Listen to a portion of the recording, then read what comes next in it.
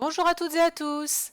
Bienvenue à la séance 5 du module 16 de la méthode heuristique des mathématiques. Commençons par nos activités ritualisées. Je vous propose de prendre votre ardoise pour un peu de géométrie.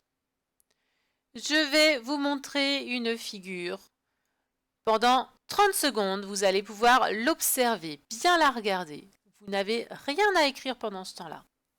Au bout des 30 secondes, je cacherai cette figure et vous devrez la reproduire sur votre ardoise à main levée. Je rappelle, à main levée, ça veut dire sans règle. Êtes-vous prêts? Alors, c'est parti!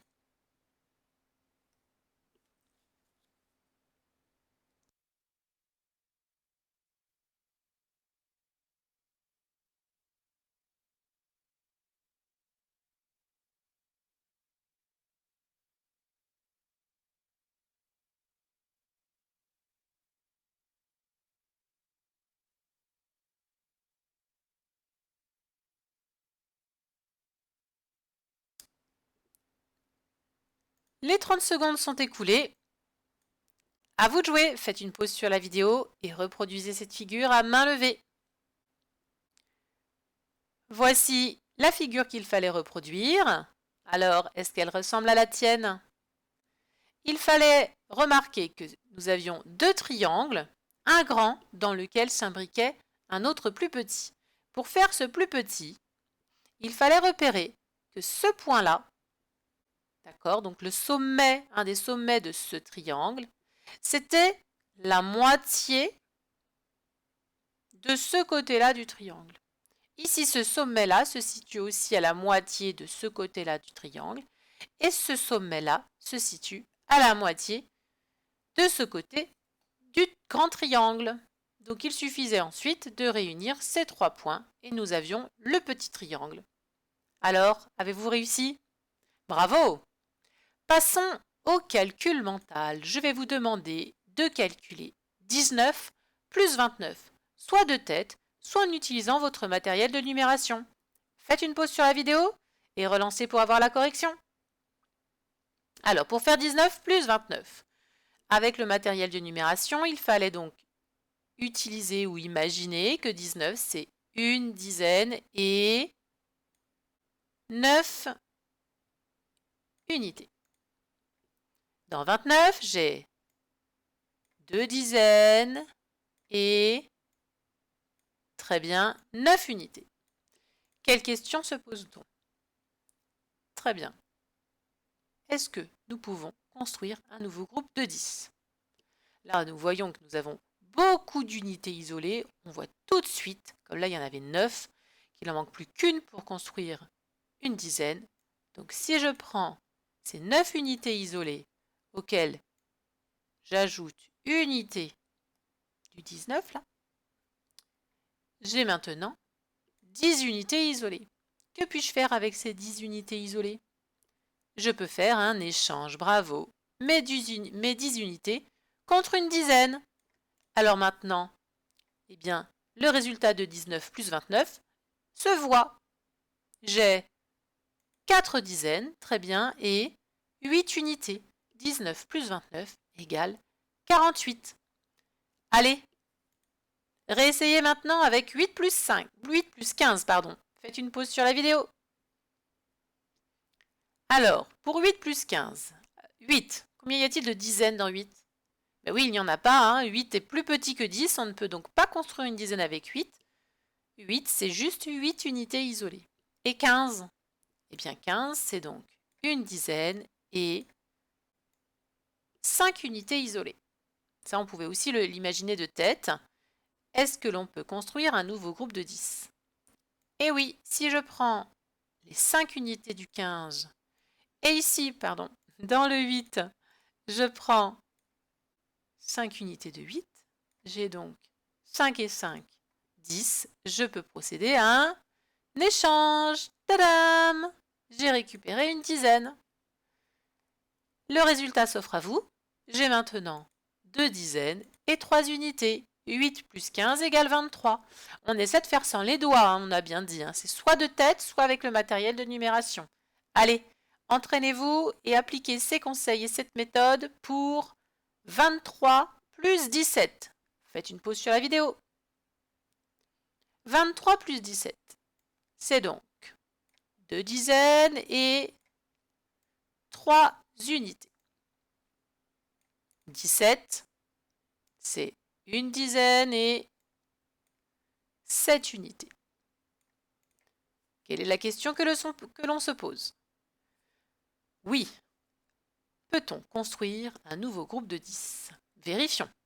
1, 2, 3, 4, 5, 6, 7, 8, 9, 10. On pouvait aussi voir tout de suite que nous avions 7 unités ici et 3 unités ici. Et 7 plus 3, on connaît, hein, les amis du 10, ça fait 10. Effectivement, si je prends toutes les unités isolées, eh bien j'ai 10 unités. Je peux donc faire un échange, bravo! Je donne mes 10 unités et en échange, je reçois une dizaine. Le résultat se voit. J'ai à présent 4 dizaines et combien d'unités isolées? Eh bien oui, je n'en ai pas, mais il faut l'indiquer. Le 0, il y a 0 unité isolée, c'est important de le noter. Comme ça, on voit tout de suite, 23 plus 17 égale 40. On voit qu'il n'y a pas d'unité isolée grâce à ce 0. Bravo les enfants! Je vous propose à présent la correction du rallye-maths, la manche spéciale confinement. Alors, récupérez votre feuille réponse que vous avez utilisée pour ce rallye-maths et voyons si vous avez eu les bonnes réponses. Le premier problème, c'était celui-ci, hein, c'était l'histoire de Thomas qui était en train de lire son livre, enfin un livre, oui, un magazine, et je vous demandais quelles étaient les pages qu'il était en train de lire, en sachant que si on additionnait le numéro qui était sur cette page et le numéro sur cette page, eh bien nous trouvions 65. Alors la réponse en image, tadam! Il était en train de lire ces pages-là, les pages 32 et 33. 32 plus 33, ça fait bien 65? Eh oui, 2 plus 3, 2 unités plus 3 unités, ça fait 5 unités. 3 dizaines et encore 3 dizaines, ça fait 6 dizaines, ça fait bien 65. Alors, qui avait trouvé? Donc, si vous avez trouvé la bonne réponse, vous avez un point. Et si en plus, vous avez été capable d'expliquer, soit peut-être en montrant un livre, soit en faisant un calcul, en écrivant 32 plus 33 égale 65, eh bien, vous avez un point supplémentaire. Allez, passons à la suite pour voir si vous avez aussi gagné des points. C'était l'exercice qui concernait Madame Olive et ses Legos. Est-ce que vous en souveniez? On ne va pas le relire, hein. On se souvient rapidement hein, qu'elle avait 6 vaisseaux et qu'elle souhaitait affecter un équipage identique à chacun des vaisseaux, en sachant que chaque équipage devait être composé d'au moins un personnage issu de l'univers Harry Potter et de personnages issus de l'univers Star Wars. En regardant l'image, vous avez pu voir qu'il y avait 6 personnages issus de l'univers Harry Potter et 18 personnages issus de l'univers Star Wars. Il fallait donc compléter la phrase suivante. Alors, pour vous permettre de compléter la phrase suivante, eh bien, je vous montre la réponse en image. Voici mes 6 vaisseaux et les personnages qui sont affectés. Et l'on voit que pour chaque vaisseau, nous avons un personnage issu du monde Harry Potter et 3 personnages issus du monde de Star Wars. Ici, celui d'Harry Potter, il est là, là, là, là et là. Et ici, à chaque fois, on a les 3 personnages issus du monde Star Wars. Il fallait donc écrire que chaque équipage aura 3 personnages Star Wars et un personnage Harry Potter. Si vous avez été malin, vous avez pu remarquer qu'à la fin du mot personnage ici, il n'y avait pas de S. C'était forcément que c'était 0 ou 1, mais ça ne pouvait pas être 0. Pour valider ce travail, vous avez donc un point si vous avez été capable de trouver qu'il fallait mettre 3 ici et 1 ici. Et vous avez un point supplémentaire si vous avez été capable d'expliquer. Soit en représentant avec des dessins, vous avez pu imaginer représenter d'une couleur par exemple les personnages Star Wars et d'une autre les personnages Harry Potter, les affecter à un vaisseau, les distribuer. Vous avez aussi peut-être fait des calculs, ça c'est valable. Vous avez peut-être aussi reproduit la situation en vrai, hein, si vous avez des personnages, avec vos propres personnages Lego ou autres d'ailleurs. Si vous avez fait ça, vous avez un point supplémentaire. Ça fait 2 points de plus. Voyons si vous avez encore obtenu 2 points pour le 3e exercice. Ici, vous aviez une construction en briques. Alors, construction assez rapide. Je vous avais précisé que toutes les briques étaient identiques et je vous avais demandé combien est-ce que j'avais utilisé de briques pour faire cette construction. Alors, qui pense avoir trouvé la réponse? Eh bien, comme pour les autres, je vous propose une réponse en images. J'ai déplacé les colonnes pour que vous puissiez voir. Effectivement, si vous comptez 1, 2, 3, 4, 5, 6, 7, 8, 9, 10, 11, 12, 13, 14, 15, j'ai utilisé 15 briques. Vous avez un point si vous avez trouvé qu'il fallait 15 briques.